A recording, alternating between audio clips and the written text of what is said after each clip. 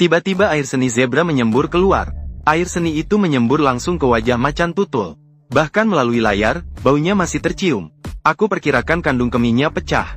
Air di dalamnya langsung menyembur keluar tepat pada waktunya. Tidak terduga, jumlahnya cukup banyak, seperti sebuah pancuran kecil. Macan tutul saat itu benar-benar bingung.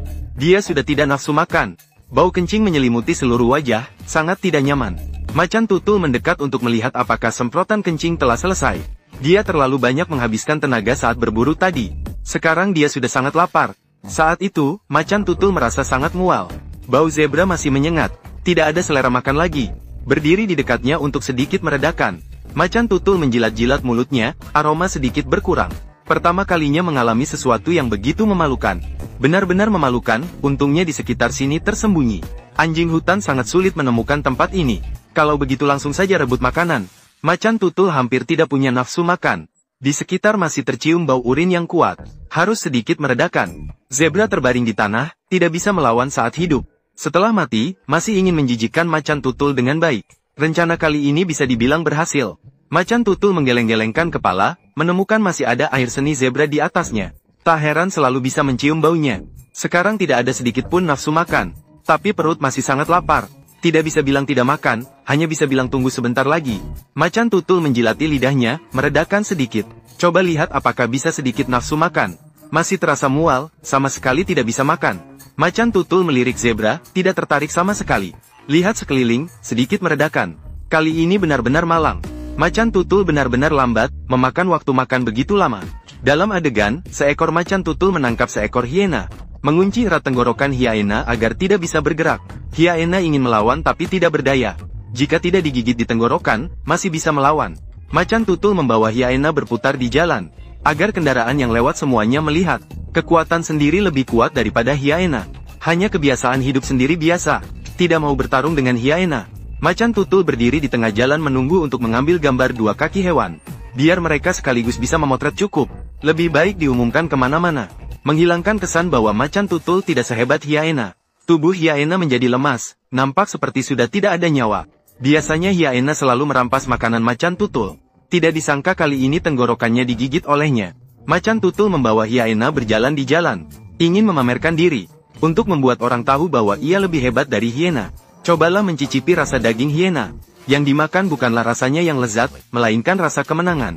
Hiena sering merebut makanan macan tutul. Setiap kali melihat macan tutul berhasil mencari mangsanya, mereka langsung mendekat dan merampasnya tanpa peduli dengan macan tutul yang menggeram di sampingnya. Tidak peduli betapa macan tutul menggeram di sampingnya berusaha menghalangi. Tidak bisa mengusir hiena sama sekali. Orang-orang di sekitar mulai mengeluarkan ponsel mereka untuk merekamnya. Bahkan mencegah jalur macan tutul dengan membawa mobil. Macan tutul hanya bisa berhenti sejenak. Orang-orang ini datang ke alam liar untuk mengamati hewan berburu. Kadang-kadang dengan naik mobil safari, kadang-kadang dengan mobil pribadi. Selama mereka tetap di dalam mobil, itu aman. Hewan liar sudah terbiasa dengan kehadiran mereka. Mereka tidak akan dengan mudah menyerang secara frontal. Inilah mengapa begitu banyak video perburuan difilmkan dari dekat.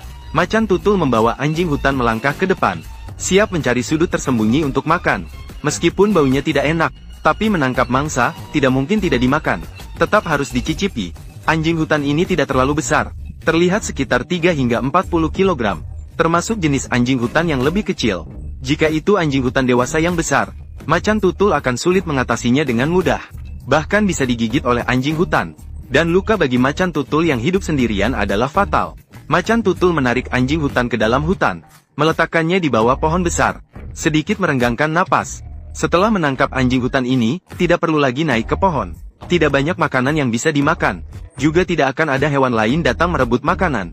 Singa setelah menangkap anjing hutan, juga tidak akan memakannya. Hanya menggigit tulang belakang hiena, sehingga tidak bisa bergerak. Saat menemukan luwak tidak akan merampas hiena. Luwak merunduk dan mulai makan. Makan dengan hati-hati.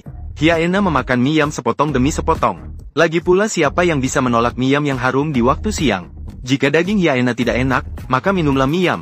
Asalkan perut terisi, itu sudah cukup. Perhatikan, luwak merayap maju. Siap untuk berburu babon di dekatnya. Luwak adalah ahli berburu di padang rumput. Tahu bagaimana menyembunyikan diri. Selama melompat cukup rendah, bisa menyatu dengan tanah. Menghindari terlihat oleh mangsa. Babon sedang membawa dua anaknya mencari makanan. Tidak ada sedikit pun yang menyadari luwak yang semakin mendekat. Dan macan tutul melotot pada mereka. melangkah dengan hati-hati setiap langkahnya, berusaha untuk tidak membuat suara apapun. Macan tutul adalah ahli pemburu yang lahir. Struktur tubuhnya sangat cocok untuk menyelinap saat berbaring di tanah, seperti menjadi tidak terlihat, sedangkan banteng sedang mencari serangga. Tidak melihat macan tutul yang semakin mendekat, hanya memikirkan mengapa serangga di dalam tidak dapat digali keluar. Macan tutul semakin mendekati banteng. Kelihatannya sudah akan mencapai posisi berburu yang optimal. Melangkah lebih hati-hati. Banteng dewasa sedang mencari serangga dengan kepala menunduk, tidak waspada dengan sekitarnya. Sementara terganggu sebentar ini kemungkinan besar akan menyebabkan masalah besar bagi mereka. Macan tutul berjarak kurang dari 10 meter dari babon, bersembunyi di belakang bukit kecil untuk menghindari dilihat oleh banteng. Sendirian mendekati langkah demi langkah, macan tutul melihat waktu yang tepat, menuju ke arah beringin. Saat itu, beringin baru menyadari untuk melarikan diri. Namun kecepatan macan tutul sudah meningkat, meluncur menuju salah satu beringin kecil. Kedua belah pihak mulai mengejar di semak-semak. Macan tutul semakin mendekati beringin. Akhirnya berhasil menangkap salah satunya. Ketika beringin dewasa menoleh untuk melihat, menemukan bahwa beringin kecil sudah tertangkap. Meskipun menjerit sekeras apapun, tidak mampu memanggil kembali beringin kecil. Memberikan ekspresi tegang dan kehilangan, macan tutul membawa beringin kecil pergi. Saat ini belum aman, terlalu banyak beringin di sekitarnya. Ada kemungkinan akan direbut kembali. Untungnya hanya ada 2 beringin di belakang. Mereka tidak bisa merebut makanan dari mulut macan tutul. Macan tutul berhasil menangkap mangsanya hari ini, membawa sambil pergi ke rumah. Akhirnya bisa pulang dan makan enak. Di layar, macan tutul sedang menggali lubang untuk mencari babi landak. Masuk ke dalam lubang babi landak. Babi landak gemetar di dalam lubang, melihat kesempatan dan langsung lari keluar. Anak babi landak memanfaatkan kesempatan untuk melarikan diri dan lari jauh. Macan tutul membawa keluar seekor babi landak, menggigit sekali lalu melemparkan dan pergi mengejar yang lain. Tapi tidak membunuh babi landak kecil tersebut, memberi mereka kesempatan untuk melarikan diri. Beberapa babi landak kecil lari keluar. Biarkan macan tutul bingung memilih mana yang ingin dimakannya. Setelah kembali, macan tutul menangkap seekor babi landak kecil. Tapi itu sama sekali tidak cukup untuk dimakan. Maka membawa babi landak kecil dan melanjutkan untuk memeriksa lubang. Babi landak pompong sudah lama melarikan diri, mengembara di dekatnya, mencari anak yang tersesat. Harimau bintang melihat masuk ke dalam lubang, menemukan di dalamnya bersih. Babi landak kecil sudah keluar, hanya bisa meninggalkan tempat ini. Makan babi landak kecil di mulutnya dulu baru bicara. Babi landak tengah berlari-lari di hutan di depan. Diperkirakan sedang menyesali diri. Mengapa lubangnya tidak dibuat lebih kecil? Rugi kehilangan satu anak. Harimau bintang membawa hasil tangkapan yang sedikit. Di sisi lain, harimau bintang menangkap seekor babi landak besar. Berhasil menjatuhkan babi landak dengan teknik gulat. Mendapatkan bagian belakang babi landak. Menekan keras agar babi landak tidak bisa bangkit. Dengan serangan terus-menerus dari harimau bintang, bagian belakang babi landak sudah terluka.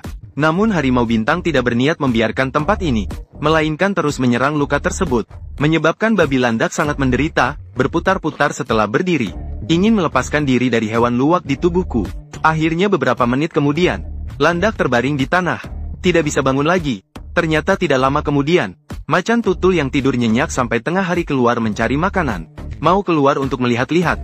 Jika tidak ada mangsa, dia akan kembali untuk tidur lagi. Namun macan tutul belum keluar dari pintu rumah. Mendengar suara mendekat, itu adalah induk landak membawa anak landak berjalan-jalan. Induk landak merasa ada yang aneh di sekelilingnya. Berhenti sejenak untuk melihat-lihat, namun dia tidak menemukan apa-apa. Dia mengira itu adalah suara anak landak di belakangnya. Macan tutul bersembunyi di semak-semak, perlahan mendekati landak tanpa membuat suara, kemudian menyerang saat jarak sudah cukup. Namun babi rusa jelas merasakan bahaya. Meskipun tidak bisa melihat dengan jelas, ia bisa merasakan sesuatu yang aneh di sekitarnya dengan instingnya. Langkah cepat menuju ke gua, sambil mengamati sekeliling gua, sambil melakukan mundur masuk. Yerak-Pik pandai mundur masuk parkiran, dengan mudah masuk ke dalam gua.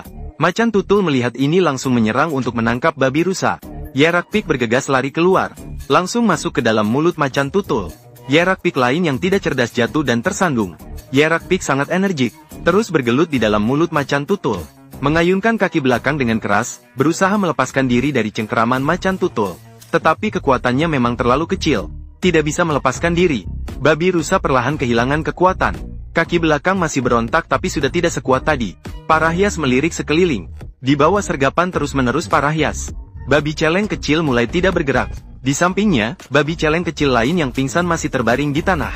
Parahyas melihat ada keributan tidak jauh, langsung menyerbu dan menangkap babi celeng betina yang datang melihat. Menangkap babi celeng betina di semak-semak, menekan dan mengunci leher hingga babi celeng betina tidak berdaya. Babi celeng kecil terluka parah, tidak bisa bangkit lagi.